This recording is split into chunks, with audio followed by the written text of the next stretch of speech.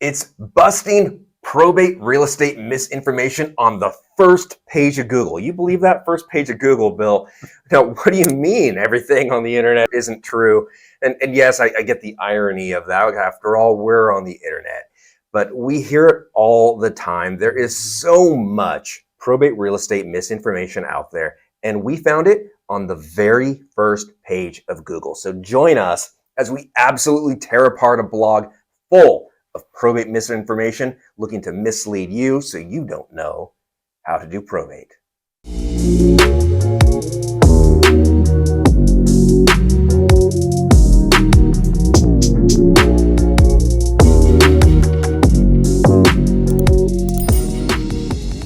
Welcome back to the channel. I'm Brendan Moore, California Realtor and Certified Probate and Trust Specialist by the California Association of Realtors. And I'm Bill Heyman. I'm a licensed professional California fiduciary. I'm also a licensed California real estate broker, a licensed Nevada realtor, and I'm a bonded and registered legal document assistant in both California and Nevada. Now, please like our video right now, subscribe to our channel. Want your probate done for little to no cost? Well, every day we help people save thousands of dollars and eliminate headaches with our one-of-a-kind probate administration service and real estate listing combo. So please reach out to us about that, or reach out to us with any questions about probate real estate. Comment on this video. Our contact information is below, so please email, text us, call us, because we can help you. Here we are on this blog. Now, here's where we found this. When I was researching for one of our videos, it was called something like Pros and Cons of Selling a House in Probate. I couldn't think of that many cons, so I turned to the internet to see, what I could come up with. And right there on the first page of Google was this blog. And I started reading it from the very first line, and Bill hasn't seen this blog yet, so he's gonna love this. It's like, but that's not true. And the further I went down, I found more and more and more isn't true. And we hear it all the time from people, and some will even question some of the things that we tell them, some of the advice that we tell them, because they read something different on the internet. And a lot of times, I guess like a lot of blogs, I'll get it from the same place or something, because it's like the same misinformation is regurgitated. So we try to tell it to people straight. And so let's see what we have here. Okay, Bill. So starting with this blog here. All right. The very first line: probate sales provide buyers with the opportunity to purchase an undervalued property. Wow. Misconception. Yeah. I don't know about other states other than California and Nevada. I'm going to guess it's about the same, but I mean, that's simply not true, because in probate, everything is being overseen by the court, and the court wants the administrator to obtain the highest value possible when you go to sell that house. So if some buyer is expecting to get this huge discount on a probate home, it would have to be an off-market, most likely have to be an off-market sale. So it makes no sense to me that on average, somebody's going to purchase a probate home for a highly discounted price as compared to market. In a way, it's possible, but the way that's done is from investors trying to take advantage of the situation, searching through public records, maybe obituaries or probate filings, and reaching out to people, seeing if they'll sell them the home, or maybe even trying to scare them, or hoping that they do not know the real value of the property. Right. Maybe that's going to be easier for them, maybe because there won't be any real estate commissions or something like that. But we've run across lots of people who have said this to us, and when we end up listing their house, they get far more than they were going to get. So I think maybe that's where that comes from. Could be. And maybe if it's an undervalued, the only way that's undervalued, to me, this isn't really undervalued though. There's a lot of fixtures in probate, sure, and a lot of cash-only ones. And if you put on the MLS, you're going to get market value for it. Absolutely. It's not going to be worth what it is if it was fixed up. Yeah, we had, I can recall a particular probate sale we had in the Sacramento area where the administrator was being approached by these investors and I think they were offering him something like $250,000 for this home. And he thought, wow, no real estate commissions, and don't have to go through title company. It's just a quick and easy deal. And I had talks with him. We both had talks with him, telling him, look, we're really confident that we can get you a lot more than that. Thankfully, he listened to us, because I believe we sold that home for about $340,000 or $50,000. Yeah, it was around $340,000, $350,000. Yeah. And even with real estate commissions, he came out way better than he would have had he taken that investor deal. So, yeah. Yep. All right, so let's keep going here, because that's just the first line. It says, but they are more complicated than normal real estate transactions. In a way, from a listing perspective, they are, but from a buyer's perspective, it's a full authority. It's a full authority? Not really. Not really. Yeah. So that's maybe a little bit of, maybe that's trying to scare you into selling to an investor. Here, we'll give you the lowdown on probate sales and help you decide if they're a right fit for you. I think this is more like buyer-centric, but a lot of sellers will be looking at this and thinking, oh my gosh, this is look at this information. But really, this does not help buyers. Okay, so buyers and investors looking to buy a property at a great price may consider looking into probate sales. While you're more likely to find undervalued properties through probate listings. Should we just have a big red X over some of this? Yeah. Buyers must be prepared for a long, drawn-out process filled with tons of bureaucratic hoops. Wow. The only way I could say that would be true is if you're dealing with real estate agents and brokers that have no idea how probate works. If that's the case, then that definitely could be true. Yeah, most of we run across, really most of them, the personal representative has been granted full authority, and it's really similar to a regular real estate transaction from a buyer's perspective, especially if the real estate agent knows what they're doing. Yeah, especially if the agent on the selling side representing the estate, like you say, knows what they're doing in probate. If they do, you're not going to have all that. Now, if it's limited authority and it has to go through court confirmation, yeah, it could take maybe 60 to 120 days, maybe, or something like that. I wouldn't say it's such a long, drawn-out buying process with tons of bureaucratic hoops. But most of the time, it's not. Okay, so we're not even past like the first section. Yeah. If you're considering buying a house in probate, you need to work with an experienced real estate agent who can guide you through the complex process. Yes, ding, ding, ding, ding, ding. That is true. We got a good you one. really, really, really do. I cannot tell you. We have a great video about how to hire a probate real estate agent. You really want to do that, and we thank real estate agents for watching our channel and learning on this subject. Now get in touch with an experienced real estate agent to learn how they can help save you thousands on your purchase. Yeah, a really good one. I mean, I could tell you immediately how to save thousands, especially if you need to file your probate in California. Okay, this next one, Bill. All right. In this article, we're going to walk you through. Okay, so that's another intro here. Okay, so what is a probate sale? Okay, let's see if they nailed it. Okay. In real estate, a probate sale is the sale of a property after the owner's death. I mean, that's well, we're splitting hairs by. Probate sales are administered by a probate court and occur when the late owner didn't specify an heir to inherit the property. That implies that probate happens in absence of a will, which is not true. Their properties are relinquished to the court, which then appoints the closest living relative as the executor who will sell the house. Yeah, that's like, I mean, you might as well just throw that whole sentence out. Yeah. Oh no, look at this next one, Bill. You want to read this next sentence? Sure. Can you even get through it? It's hard for me to get through without laughing. Probate sales generally take between 18 and 36 months to reach completion, which is much longer than the typical sale. Wow. That's Perhaps, but I doubt it. There might be a few states in this country where maybe that happens.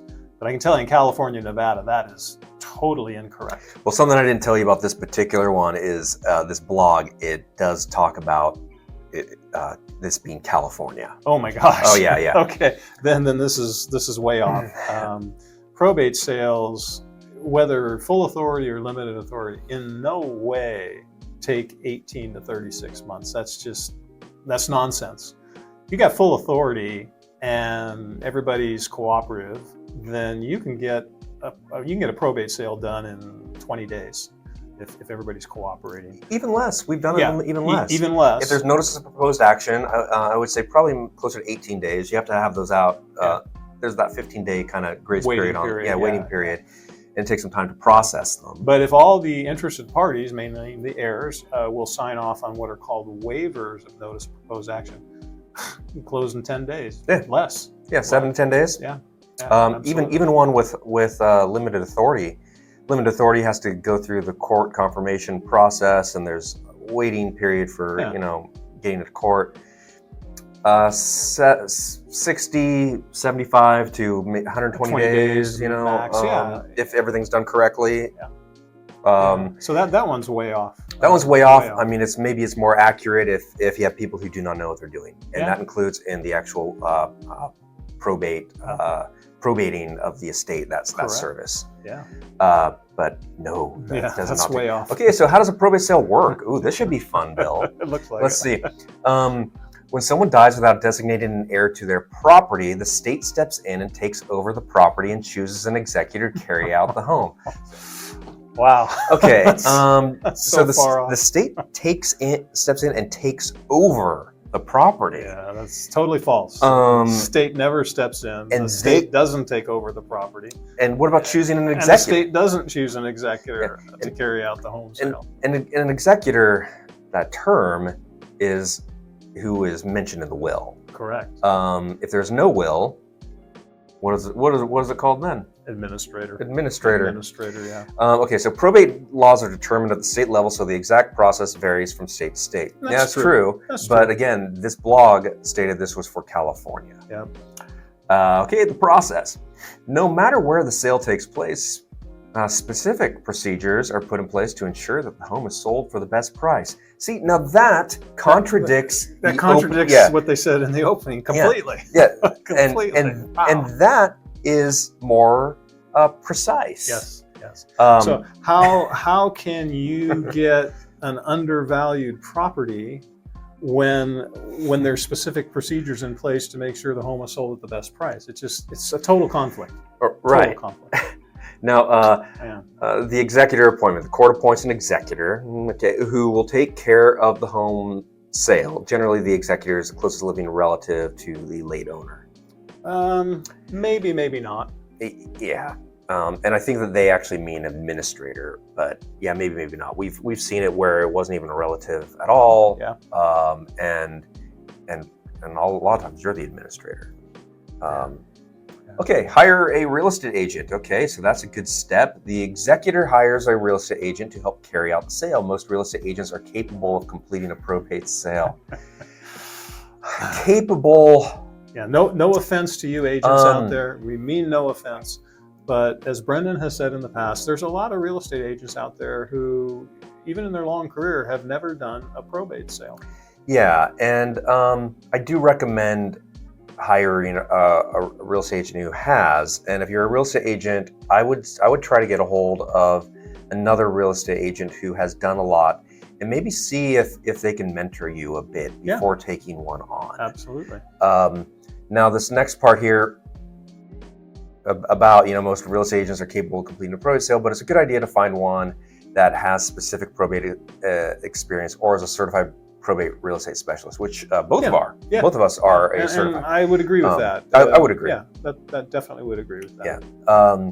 Appraise the home. Okay, Bill, ready to laugh. The executor hires an appraiser. Oh gosh.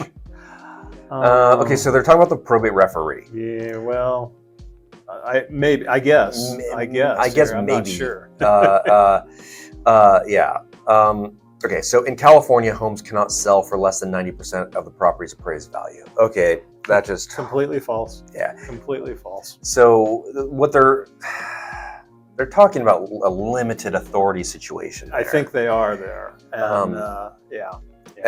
But in most cases, the administrator or executor has full authority, and the probate referee's appraisal doesn't. Yeah, you're matter. right. In a full authority situation, that 90% of the property's appraised value has no application. And really, that word where it says the executor hires an appraiser, they're talking about a probate referee, I believe. They may be, but again, the executor doesn't hire the probate referee. The court appoints one. The executor has no choice, or I shouldn't say no choice. There's a way he can, but in general, the executor doesn't have a choice as to who the probate referee is. Yeah. You know, this blog is so long and extensive. We're probably going to have to do this in 2 or 3 parts. So we'll call this part 1. Part 1. But let's keep going on a few more here. Sure. Okay, so the next step, market the home. That's a good step. Mm-hmm. The real estate agent will list the home in the MLS. Good idea. Yep. Utilize their professional network. Good idea. Mm-hmm. And put up signs in the yard to attract buyers. In my experience, the real estate sign is not actually the attraction of the buyer. Yeah. And in many cases, I recommend, if it's a vacant home. Yeah. And if it's in a rough area or rough neighborhood, you may not want to put up a sign because it could attract things you don't want. There's pros and cons of having a real estate sign, and there are situations where I do not put one up, and that is based on my conversation with the administrator or executor, and it's ultimately their decision. But if you don't want one up, you don't have to have one, and in my experience, it does not affect the sale. It's unlikely to. The MLS, big. Sure. Big, yeah. Absolutely. Anyways, they must make it clear that the listing is a probate sale. Yep. Yeah. They do. Totally agree with that. Okay, number 5, make and receive offers. Okay, buyers make offers with at least a 10% deposit. We have a whole video on that. That's such a big misconception. Huge misconception. Okay, so now you just threw away a whole bunch of potential buyers by doing that. You just eliminated your buying pool. Yeah, cut it way down. You limited anybody who has a smaller loan, like a 5% conventional or FHA, where they're putting 3.5% down. People with first-time home buyer assistance, VA. You're limiting the buyer pool to people who can afford that much cash to put into a deposit. Yep. And there's no statute in the probate code that requires that. Sometimes we see that amount being required by maybe the attorney for a sale, usually in limited authority. And there's some reasons for that, but and just point, if it's a situation where the attorney is requiring that, then you should do that. Obviously, you should comply with whatever the attorney is requiring. But that's, I would say, in 98% of all probate home sales, 10% deposit. No. Usually, so that's the earnest money deposit. It's the buyer's placeholder to make sure that they comply with the contract. And their contingencies protect that and all that. And depending where you're at in California, 1 to 3% is pretty typical of an earnest money deposit. And it's your decision, and of course it's negotiable. But anyways, the next line here, the seller can accept or reject the offer. Yeah. Sure. If the seller accepts, the offer gets passed on to the probate judge. Who will make the final who makes the final decision during a petitioning session on whether to confirm the offer. I mean, they're essentially talking about a limited authority situation that is by far not most probate sales. Yeah. But there is some accuracy to that last sentence, in that if it is a limited authority sale, the court does need to confirm the sale, the offer. That is true. But as Brennan was kind of referring to, that's only in limited authority sales. And most of the sales are full authority sales, and that has no application in a full authority sale. So let's see how many more things. Oh my gosh, there's so many more. Okay, so let's see if we can get through a few more. Okay, so we're on petition the court. After a buyer's offer is accepted by the executor, their attorney will set a court date where they will petition the court to confirm the offer. Well, again, in a limited authority sale, yeah, that's true. But again, full authority, no. And full authority sales are the majority of probate sales. Yeah, so you don't have to worry about that. If you're buying or selling a house with full authority, know that's the part that's not going to happen. Yep. The process is they file the petition for probate. The letters are then issued,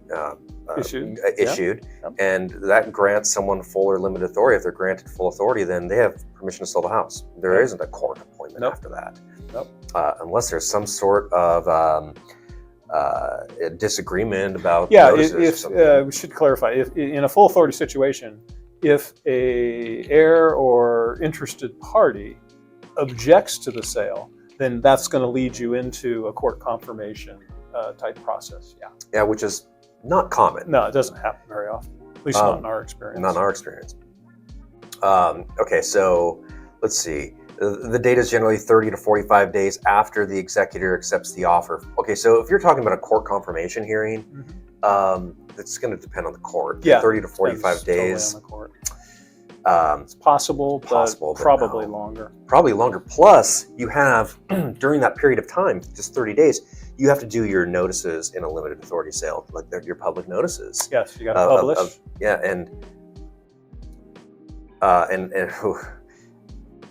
There's a lot to do. It's gonna. There's a lot to do. It should likely take longer than that. That's all I'm gonna say. Yeah. For limited authority, full authority, no, it doesn't even apply. The executor will raise the price of the home and continue marketing the property during this time. I mean, definitely the home is out there pending sale, and the home is essentially marketed in a number of ways, but one of them is that, so this is in a limited authority situation. Right, it would have to be. Where there's a court confirmation hearing where there's possible overbidders. Right. That's what I'm guessing they're referring to in here. But yeah, at a court confirmation hearing, other potential buyers have the right to come into court and bid up the price. But it's not the executor who raises the price of the home in the bidding process. It's the judge, the court, that sets the incremental bids as it's going to go up, and then the bidders bid in those increments. Yeah, there's a set formula for it. Right, exactly. So let's see, the next line here, the court will also continue receiving and accepting offers. Well, the court doesn't receive offers. And I think they're referring to the overbidding process. But again, most probate sales, this is not what happens. Court confirmation. So now they're talking about limited authority situation. When the court date rolls around, all buyers whose offers were accepted will, that's funny. Will meet at the court to petition the probate judge for approval. Well, first of all, you don't accept multiple offers. You can't accept more than one offer, so that's incorrect. And the buyers are not, they're not formally petitioning the probate judge for approval. If there's multiple buyers showing up, there's going to be the bidding process, and obviously the highest bidder will win. And which I think this next part, the session will operate in an auction format where each buyer attempts to outbid the other until the judge confirms an offer. I mean, if anybody shows up to do that, and in my experience, it's actually uncommon for bidders to be at that because of the formula, how you have to, if a probate property has been marketed to a reasonable extent, probably got market value for that property, and now you have to go. It's essentially about 5%. It's about 5% higher, roughly. It's without getting into the exact formula. Yeah, but I was just going to throw onto what you were saying. If that's why the court we've been to a number of court confirmation hearings on probates, but we have not yet, in the last few years, we have not seen an overbidder show up, and that's precisely for what Brendan said. The home was marketed on the MLS and through the proper channels. So whatever the condition of the property was, market value was obtained. So why would someone show up and pay 5% over market value? It doesn't really make sense, especially if it's a fixer property. Well, Bill, I think that we should break this one up into a second part. I think so. So please watch our next video about busting misinformation on online on the first page of Google about probate. And in the meantime, please watch our most important video about probate besides our one on the cost of probate or how to hire a probate realtor. It's the Probate Real Estate Timeline. We have it linked next. It's Probate Real Estate from start to finish. It's going to appear right now, right above Bill's head.